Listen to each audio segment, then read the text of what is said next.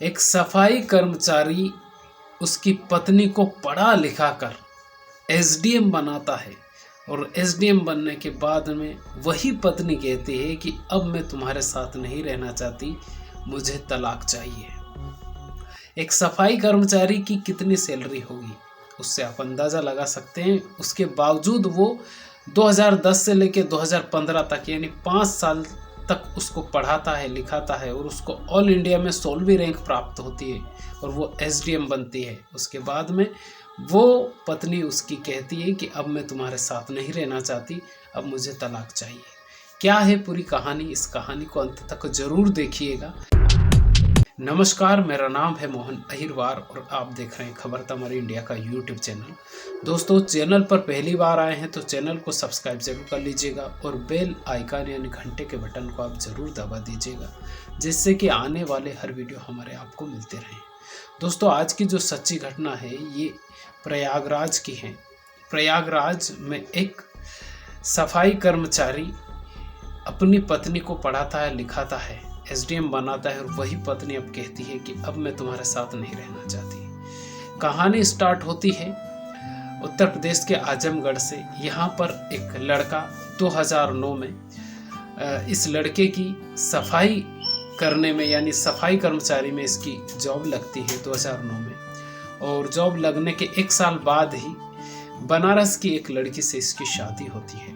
शादी होने के बाद में उस लड़की का नाम ज्योति मौर्य और जिस लड़के की मैं बात कर रहा हूँ इस लड़के का नाम आलोक कुमार मौर्य। दोनों ही एक साथ रहते हैं, जिनकी बहुत अच्छी चलती है। इनकी 2010 से स्टार्ट होती है इनकी कहानी। तब ज्योति कहती है कि अब तुम्हारी तो नौकरी लग गई है और सफाई कर्मचारी में तुम कितना कमाओगे सफाई करते हुए, लेकिन मैं भी पढ़ी लिखी हूँ, अगर आप कहो तो मैं पीसीएस की तैयारी करती हूँ और कुछ अगर जॉब लग गई हमारी तो हमारा परिवार बहुत अच्छा चलेगा और हमारा एक नाम होगा कि दोनों हस्बैंड और वाइफ दोनों ही सरकारी नौकरी में है, गवर्नमेंट जॉब में है।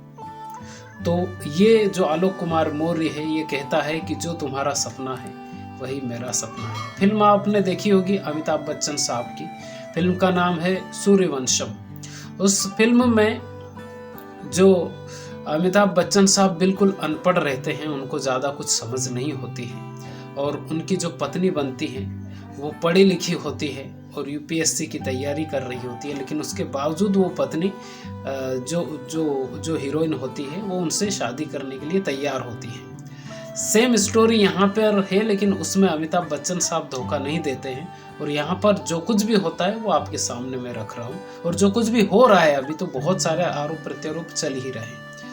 तो आलोक कुमार मौर्य इस लड़की को यानी उसकी पत्नी को पढ़ाता है और 2015 तक ये तैयारी करती है और ऑल इंडिया रैंक इनकी लगती है और ये पीसीएस अधिकारी बनती है, एसडीएम बन जाती है, 16वीं रैंक इनकी लगती है ऑल इंडिया में और ये जो एग्ज़ाम है इसको क्लियर कर लेती है।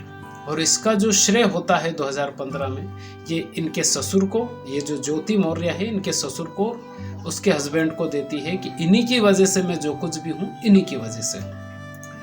अब 2015 में ही इनके 2 बच्चे होते हैं, 2 लड़कियों को ये जन्म देती है और जुड़वा बच्चे होते हैं। 2015 के बाद में एसडीएम बनती है। एसडीएम बनने के बाद में इनकी जॉब स्टार्ट होती है और ये कौशाम्बी में इनकी जॉब लगती है। कौशाम्बी से लेकर बहुत सारी जगहों पर यानी 5-6 जगहों पर ये एसडीएम रहती है और एसडीएम रहते हुए इनका परिवार बहुत अच्छा चल रहा था, कोई दिक्कत नहीं थी। परिवार में बहुत अच्छा प्यार था क्योंकि पत्नी एसडीएम बन चुकी है और पति सफाई कर्मचारी हैं, तो दोनों में बहुत अच्छा प्रेम है और 2 बेटियां हैं घर में, तो कोई दिक्कत नहीं है। लेकिन 2020 में ज्योति मौर्य फेसबुक चलाती रहती है और फेसबुक चलाते हुए एक इनको फ्रेंड रिक्वेस्ट आती है। जो बंदा इनको फ्रेंड रिक्वेस्ट भेजता है वो गाजियाबाद में होम गार्ड कमांडेंट रहता है और ये ज्योति मौर्य 2020 में फेसबुक पर इनकी ये जो फ्रेंड रिक्वेस्ट होती है उसको एक्सेप्ट कर लेती है। उसके बाद में गाजियाबाद का जो होम गार्ड कमांडेंट है वो और एसडीएम ज्योति मौर्य दोनों में बातचीत स्टार्ट होती है। दोनों में बातचीत जब स्टार्ट होती है तो आलोक कुमार मौर्य को लगता है कि यार एसडीएम है पत्नी, तो बहुत सारे अधिकारियों से बातचीत करना होती है, तो वैसे कोई दिक्कत नहीं है क्योंकि बातचीत तो एसडीएम है तो करना ही पड़ती है। तो ये किसी तरह की आपत्ति नहीं जताता है आलोक कुमार मौर्य। लेकिन इनकी जो दोस्ती होती है वो काफ़ी गहराई में पहुंच जाती है। जो होमगार्ड कमांडेंट है ये और एसडीएम, इन दोनों के ऊपर शक तब होता है जब आलोक कुमार मौर्य एक होटल में इनको उस परिस्थिति में देख लेता है जिस परिस्थिति में कोई भी पति उसकी पत्नी को देखना नहीं चाहेगा। और ये तब होता है जब एक दिन ये जो घर का एक मोबाइल रहता है उस मोबाइल में फेसबुक को लॉगिन करती है ये ज्योति मौर्य, और जल्दी होती है इसको जाने के लिए एसडीएम पत्नी को यानी ज्योति मौर्य को जाने के लिए, तो ये लॉग आउट करना भूल जाती है। वो जो मोबाइल होता है वो आलोक कुमार मौर्य के हाथ में लग जाता है, तो जो कुछ खुला होता है वो पूरा आलोक कुमार मौर्य पढ़ लेते हैं। जब ये बंदा पढ़ लेता है तो वो देखता है कि बहुत सारी जो ऐसी बातें उसमें लिखी हुई है जो कि कोई भी पति दूसरे मर्दों के साथ में उसकी पत्नी की ऐसी बातचीत देखना नहीं चाहेगा। अब जब ऐसी बातें हो रही थी तो फिर ये निगरानी करने लगता है एसडीएम पत्नी उसकी ज्योति मौर्य की। तो एक दिन ये पीछे पीछे जाता है और एक होटल में रंगे हाथ इनको पकड़ लेता है, और उस परिस्थिति में ये पकड़ता है जिस परिस्थिति में कोई भी पति उसकी पत्नी को देखना नहीं चाहेगा। उसके बाद में ये दोनों उसको डराते हैं, धमकाते और कहते हैं कि तू अगर मुंह खोलेगा तो तेरे ऊपर केस कर देंगे, तुझे मार देंगे। और यहाँ तक कि उस होटल में इस आलोक कुमार मौर्य को वो जो होमगार्ड कमांडेंट होता है वो मारता भी है और ये एसडीएम पत्नी भी उसको मारती है। ऐसा आरोप आलोक कुमार मौर्य ने लगाया है। लेकिन जब चीजें आगे बढ़ती जाती है तो फिर एसडीएम पत्नी इस वक्त जीएम है बरेली में। बरेली का गेस्ट हाउस है, कोई सुगर गेस्ट हाउस, वहाँ पर ये जीएम है बरेली में इस वक्त वर्तमान में। और ये उसके ऊपर उसके बाद में फिर आरोप लगाती है कि मैं अब, यानी ये जो ज्योति कहती है कि मैं अब आलोक कुमार के साथ नहीं रहना चाहती, अब मुझे तलाक चाहिए। और आलोक कुमार के ऊपर एक एफआईआर दर्ज करवाती है। उसमें ये एफआईआर में ये लिखवाती है कि दहेज प्रताड़ना का केस लगवाती है और ये भी धमकी देती है कि 376 भी तुम्हारे ऊपर लगवा दूंगी। जब ये इतनी सारी चीज़ें हो जाती है और ये जो केस होता है ये प्रयागराज में दर्ज होता है, उसके बाद में ये आलोक कुमार मौर्य जब एफआईआर दर्ज करवाने जाता है तो इसकी एफआईआर दर्ज नहीं करते हैं वहाँ के जो अधिकारी एसओ महोदय जो होते हैं वो नहीं करते हैं। तो ये पूछता है कि भाई उसकी तो एफआईआर दर्ज आपने कर ली, हमारी क्यों नहीं? तो वो कहते हैं कि वो एक अधिकारी है, तुम क्या हो।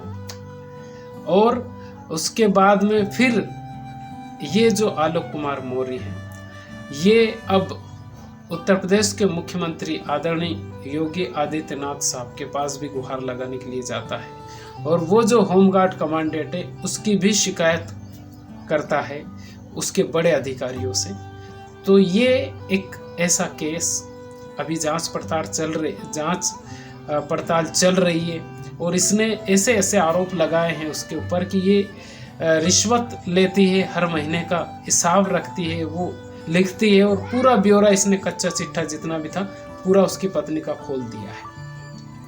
अब आप ये बताइए कि एक सफाई कर्मचारी उसकी पत्नी को एसडीएम बनाता है और वो पत्नी किसी दूसरे से लव यू कर रही है। लव यू बोलेंगे ना आप कि वो लव यू कर रही है, किसी दूसरे के साथ में रहना चाह रही है और जिस बंदे ने पूरा जीवन लगा दिया उसके साथ में नहीं रहना चाह रही है। ये कैसी कहानी है? अभी भी जांच पड़ताल चल रही है, अभी बहुत सारे खुलासे होने बाकी है। और एसडीएम में पत्नी तो इसकी तो कोई सुनता ही नहीं है, और वो तो एक स्त्री भी है और खुद एक अधिकारी भी है, तो उसकी तो हर कोई सुन रहा है। इस सफाई कर्मचारी की कौन सुनेगा यार, मामूली सा आदमी है। तो ये कहानी एक ऐसी कहानी कि सुनने के बाद में हर कोई, बहुत सारे जो पति होंगे अब भड़क जाएंगे कि यार पत्नियों को पढ़ा, क्योंकि बहुत सारे लोगों की ऐसा होता ही है ना कि यार पति कुछ नहीं कर पाया तो पत्नी पढ़ रही है तो उसका सपना पूरा करेगा। लेकिन यहाँ पर बहुत सारे लोग ऐसे भी अब रहेंगे कि यार कैसे कैसे लोग हैं और नहीं पढ़ाना चाहेगा। तो दोस्तों, ये कहानी आपको कैसी लगी? इस कहानी से आप किसी को भी नुकसान पहुंचाने का हमारा मकसद नहीं है, बल्कि आपको जागरूक करना है। आप जागरूक बनिए, सही सोचिए, सही समझिए। और इस वीडियो को अगर आप पसंद करेंगे तो इसको लाइक ज़रूर कर दीजिएगा, कमेंट करके ज़रूर बताइएगा कि ये वीडियो आपको कैसा लगा।